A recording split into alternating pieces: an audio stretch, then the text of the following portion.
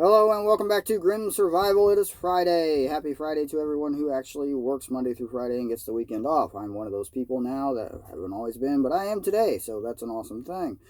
Unless you count the fact that you are in forced slavery 5 days a week, but either way, Friday, it's a happy day, right? Not too grim. I could make it grim for you though if you'd like. Anyway, let's talk about the domino effect that we are currently experiencing when it comes to a collapse. We are seeing global collapse all over the world. We are seeing food shortages throughout the entire planet. We are seeing economic collapse throughout the entire planet, which are both hand in hand. What's causing the other is probably the other. So, it's a domino effect. It's cascading. And domino effect, what I'm going to use it in context for this particular video is one thing breaks and that breaks the other thing. So there's domino effect in, the easiest way I can explain it. Now that we've gotten through that, what am I seeing? Okay, so throughout the spring, I was running for a company, a horrible company to work for. I won't mention their name, but it was a company that ran refrigerated trailers out of Sydney, Ohio. So if you wanted to look them up, that's pretty easy for you now. You're welcome. Horrible company to work for. The loads were just very sporadic and very not organized at all. Their company policies are just, yeah. Anyway, that's not the point. Point of the fact is I was running food for these people all spring. And pretty much all year up until May, I ran food for them. I ran food from Kansas to Georgia, from Georgia to Wisconsin, from Wisconsin to Michigan back down to Tennessee. I was everywhere in basically the eastern United States. It was supposedly a regional job. That's another problem, is they don't know what a region is. Whatever. Point of the matter is I was running food for these people, and I had seen interesting things then. The amount of rain we were getting, I was driving through it pretty much every day. Rain, and more rain. I was making comments about it to people that got sick of me talking about how much it was raining. So, yeah, I've seen it firsthand. I've been going to food places since the beginning of the year, refrigerated food places and others that were not refrigerated, dry goods and things like that. So I have seen a lot of things all over the country, like I said, from Kansas to Georgia and et cetera, et cetera. So I've seen grocery stores, Walmarts. As a truck driver, when you're over the road or regional, you live in the truck. So that being said, we park at Walmart a lot. We go into Walmart a lot. Walmart is the nation's leading grocer. In case you were unaware, Walmart, number one. Here in the Midwest and down in Texas, we have another grocery store called Kroger, and I'll get into them in a minute. But also in the Midwest, we have basically the discount grocery store is called Aldi, ALDI, Aldi. And I used to deliver to their distribution center in southern India. Well, I guess it's more central Indiana. I used to deliver there. What I noticed in the early spring was the freight fluctuations. I was delivering to Walmart a lot. I was also delivering to this Aldi place a lot. I delivered to Meijer, if you have Meijer in your area. They also carry groceries to a point. Costco, I delivered a lot to Costco. The volume of freight increased at Aldi and decreased at everyone else. So the number one grocer in the United States, their volume has decreased, but the number one, I guess, discount grocery store, they do accept, welfare and lower incomes. And yes, I have shopped there and recently have started to again because generic things are cheaper. So anyway, their volume has increased at Aldi, and every other major grocery store has gone down. And this is volume of freight. This is how much they're taking in and distributing out. Volume of freight. I'm a truck driver. I know how to find this information, and I can see it firsthand. Another thing I've noticed very recently is in every grocery store, and believe me, I have the unfortunate experience of stepping into Walmarts and grocery stores pretty much all over Indianapolis in recent months. It's a long story. Anyway, point of the matter is I was in two different Krogers 2 days ago. I was in a Walmart about a week ago. One thing in common in all three of these stores that I've never seen in all three of them before was armed security guards. Off-duty police officers and armed security are now lingering near the grocery section of Walmart's and standing in the front of Kroger stores. They have the self-checkouts, as you know, at Walmart and pretty much at every major grocery store now, and self-checkout allows people to check out themselves. Those people are now being watched very closely. I am familiar with its Allied Security, They have like Allied Universal and Allied. Anyway, it's a large national security company. Well, I'm pretty sure it's national. I know it's at least the eastern half of the United States because that's where I've stuck to in the most recent years of driving. And I know at distribution centers throughout the country, we're seeing security, armed security. Allied is now hiring armed security guards, and they are guarding food distribution centers. They are guarding food production centers. I have been to military bases. I have driven a dump truck into a military base. I have literally seen United States Army military trainees with fully automatic AR-15s and M4s standing along the side, and I have yet to see anything that has higher security than Nestle's food production facilities. Keep that in mind. All right, so like I was getting into, domino effect. We are seeing food shortages throughout the country, throughout the world.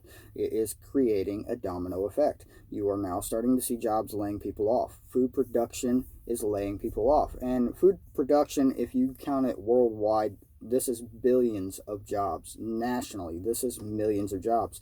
You got to understand what it takes to just take one tomato and get one tomato from a farm or from a seed, plant it into the ground, grow it, pick it. They go through sorting facilities to make sure they look pretty because Americans are vain. They take the pretty tomato and they push it on through. It ends up in a box that somebody had to put it in. It ends up on a truck that somebody has to drive, that goes to a distribution center, and then eventually to a grocery store. And this is done within a 2 to 3 day period. This is from the point that they pick that to the point that it's in the grocery store is very fast. It has to be, otherwise the food goes bad. And if you've never seen it before, I've seen the videos of what they do with the tomatoes that are not pretty. There's like mounds of them just thrown away in landfills and things like that. They're not allowed to give it away for some odd reason. We're seeing cannery. I believe it was a cannery that they make aluminum cans that food is put into. I've seen hundreds of pictures all over the internet of food shortages in local grocery stores from the United States grocers, and this includes Walmart and Kroger. Canned foods are being hit the hardest right now. Canned foods, usually they have an abundant amount of food left over from previous growing season, and near the end of winter they can, and in the spring they start canning because things start going bad, so they have to can it and keep it. So that's how you end up with a lot of your canned food. It's just, they don't grow it just to can it. They can it because they have to. And some people grow it to can it, but that's a different story. Anyway, the point of the matter is canned food is one of the hardest things hit. Not to mention the fact that the panic buying from people with a lot of money bought a lot of canned food. A lot of canned food. It's just flying up the shelves. There's no more canned food.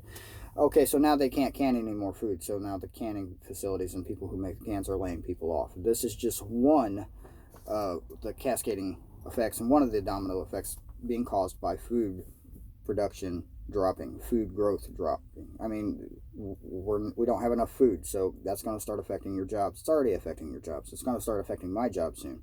I currently run cardboard boxes that's baled. If you've ever been into a warehouse or distribution center, most of the products that come in there come in a larger box, and then it's redistributed into smaller packaging and moved in they end up with a lot of boxes. Let's just put it that way.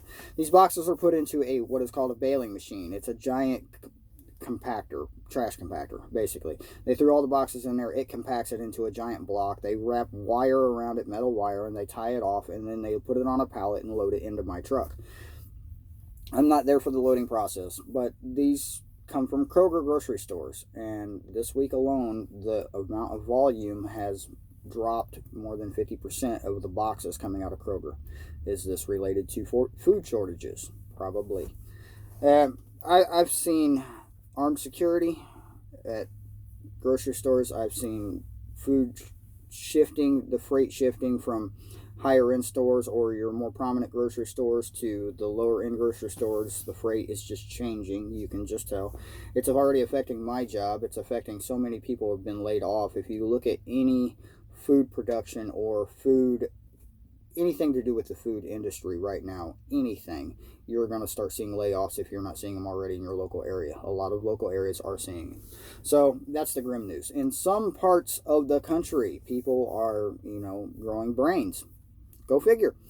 And they have, a lot of communities are bonding together, and they're taking vacant lots and abandoned plots and even some people's backyards, and they're turning it into a community garden. This is going on everywhere now. People are really starting to come together and do it. So this is, not, don't count on the United States government helping you. If you're on welfare or Social Security and you depend on that for your food, you are going to be in for a very big shock when you have none, because those kinds of systems that are dependent on somebody else paying for your way is just, it's not going to last. It can't. It absolutely can't. What happens when there's just not enough jobs and there's not enough people to support those types of systems? And that goes into your education system too. Eventually it's all going to roll down, and education is going to go through, just, yeah, it's just going to go. So, that's the most extreme, and that's probably last case scenario, is when they start affecting something as broad as education. But you're going to start seeing decreases as it is. We're already seeing increases in prices all over the board, and the government is lying about it. Of course, there's been an article floating around for a couple of days now about farmers threatening the USDA, saying that farmers, I don't know exactly what they threatened them with, because I thought it was just a bunch of but farmers threatening the USDA, and they claim that they're threatening them because that the United States government is putting out false reports on food. They're just falsely reporting the drastic nature of the situation. I mean, we are really experiencing food shortages already. Like I've said in previous videos, and I say right now, is it's because of panic buying. Anybody with a lot of money, including myself, has been buying a lot more food lately than what we normally would. Bags of rice have gone up, bags of beans. If you shop at Costco, Sam's Club, you've seen the price increase. I was getting rice for $15 for 50 pounds at Costco. It's not $15 anymore, at least at my local area. And I would tell you the price, but by the time I go back there again, it will have gone up again. So, just check your local listing. You can check websites for Costco and things like that and see the prices in your local area. But trust me, prices are going up all across the board for everything. And there are some areas that are not affected, but hey, domino effect, it's affecting our economy now. It's really affecting our economy. We are losing jobs by the hundreds. People are being laid off already. Look it up in your local area. Just any local area, wherever you live, anywhere in the United States, look it up. Somebody in some kind of food job is being laid off. One of the things I've always told teenagers and people of my family, McDonald's is always hiring. I can no longer tell them that.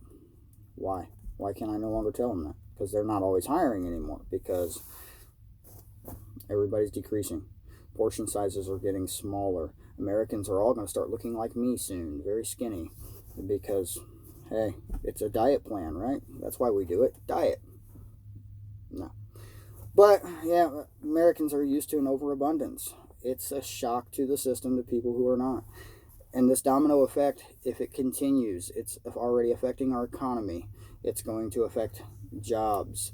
And people are going to become desperate, because now they were working, let's just round it off to a $50,000 a year job, and they live in a lower middle class or upper lower class type of housing situation, mobile home parks and things like that. People who live in Section 8 in apartments, people who have low-end jobs that have to work at Walmart and have to work at warehouses and have to work at fast foods to support their family. These are the people that are going to feel the effects first. I mean, these are the people that are going and shopping at the lower end stores, like myself. I've been shopping there too. Don't count me out. We go to the lower end stores to get what we need, because we are low on money now, because it's so expensive to go into Walmart and buy food. It's an insane, prices are just insane. So the domino effect, you're going to have people lose their jobs. They're going to become desperate. Now they can't eat. Welfare, they're cutting people back already, cutting them back. Anybody on welfare, you tell me your check is the same as it was last month. It's not. It's definitely not. And if it is, they're really lying to you. Okay, so I don't know anybody on welfare to confirm that, but that's educated guess. This video is kind of dragging out, but just back to it. Domino effect. Food, economy. America's threatening war to take more resources. Oil is, what drives the planet currently. So oil, that's what America does. If you have oil, we want it. China, they're already preparing. I said this in the video yesterday. They've switched all their manufacturing from manufacturing junk to producing food. Other countries are starting to follow suit. They're doing the same. China has also backed out of all of their food buying. They used to buy, import a lot of food from the United States. No more. They stopped doing that altogether now. Why? Well, because we don't have enough to even feed ourselves. How are we going to feed you? I mean, I guess if we could catch all the cats. We have a lot of stray cats. We could export those, right? Okay, that was mean. Sorry. That was stereotypical. Oops. Anyway, that's about as grim as I'm going to get to today. I won't be around this weekend because I never am. I do things. I don't have much of a life during the week, so, on the weekends I don't make videos. Keep that in mind. If you're not preparing, if you're not stockpiling food, if you haven't stockpiled food, well, it's just too late for you. You're going to die anyway, right? Okay, that was mean too. Sorry. Have a good one.